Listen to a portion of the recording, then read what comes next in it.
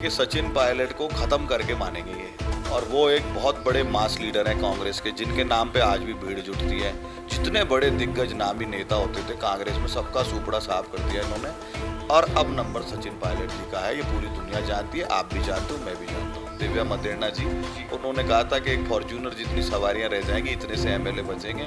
Fortuner तो बहुत महंगी गाड़ी है, बोलेरो में ही काम चलाना पड़ेगा, ऐसा लग रहा है। मुख्यमंत्री अशोक गहलोत तो एक तरफ कहते हैं कि अब सचिन पायलट और उनके बीच में प्यार मोहब्बत है, भाजपा को कुछ कमियां नज़र नहीं आ रही, इस वजह से हम दोनों को लड़ाने की कोशिश कर रही है। और एक दूसरा सवाल ये पूछना चाहूँगा कि बार बार अपने संबोधन में, अपने बयान में मुख्यमंत्री अशोक गहलोत जिक्र कर रहे हैं बगावत का। जुलाई 2020 में जो बगावत हुई थी सचिन पायलट के द्वारा और उनके 18-19 विधायक के द्वारा, उनका बार बार जिक्र कर रहे हैं, क्या दर्शा रहा है सर? बार बार बगावत ये दर्शा रही है कि सचिन पायलट को ख़त्म करके मानेंगे ये। और वो एक बहुत बड़े मास लीडर हैं कांग्रेस के, जिनके नाम पे आज भी भीड़ जुटती है। रोज़ इस प्रकार की इनके आपस के घर का झगड़ा ये दूसरे पार्टी पे, हमारे भारतीय जनता पार्टी के लोगों के सिर पे डाल रहे हैं। इनका टारगेट एक ही है, सचिन पायलट को से जो इनको चुनौती मिलती है, सचिन पायलट जी को पूर्ण तरीके से संपूर्ण रूप से नष्ट कर देना। और गहलोत साहब चैंपियन है। देखिए, मदेरणा परिवार को तबाह कर दिया।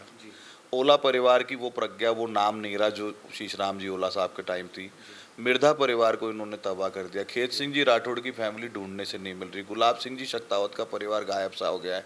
जितने बड़े दिग्गज नामी नेता होते थे कांग्रेस में, सबका सुपड़ा साफ कर दिया इन्होंने।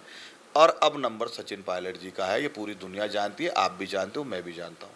वो कहते हैं कि कांग्रेस पार्टी में आमतौर पे जो माना जाता है कि अब की बार एक चेहरा होगा, वो कभी बनता ही नहीं है। और मैं चाहता भी नहीं हूँ कि मेरा कभी नाम चले। जिसका नाम नहीं चलता है वो बन जाता है, जिसका नाम चलता है वो कभी नहीं बन सकता, ना आज तक बन पाया। प्रेस कॉन्फ्रेंस करते दिल्ली में।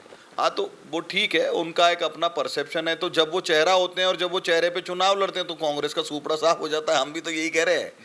जब गहलोत साहब चेहरा है और मुख्यमंत्री हैं, तो 100 सीटें कम हो गई 2003 में, जितनी 1998 में आई थी। फिर उसके बाद चुनाव लड़ते हैं 2013 में, तो 21 ही सीटें रह जाती है 200 में से। अब की बार हशर उससे भी बुरा होगा। हमारी बहन है, एक एमएलए हैं कांग्रेस की, दिव्या मदेरणा जी, उन्होंने कहा था कि एक फॉर्च्यूनर जितनी सवारियां रह जाएंगी इतने से एमएलए बचेंगे। फॉर्च्यूनर तो बहुत महंगी गाड़ी है, बोलेरो में ही काम चलाना पड़ेगा, ऐसा लग रहा है। ताज़ा खबरों के लिए विजिट करें द फैक्ट इंडिया की वेबसाइट और डाउनलोड करें द फैक्ट इंडिया ऐप।